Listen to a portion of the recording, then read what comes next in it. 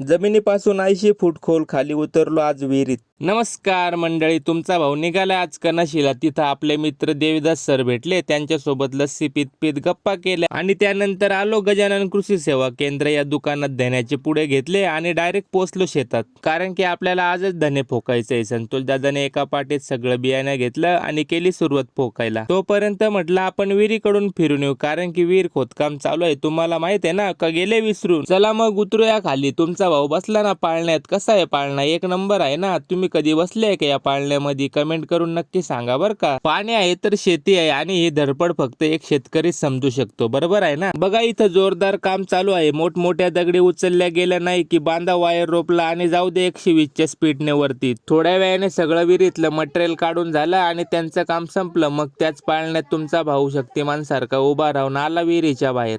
चला मग निघालो घरी. तुम्ही आयडीला फॉलो करून घ्या. भेटूया उद्याच्या लॉग मध्ये मंडळी.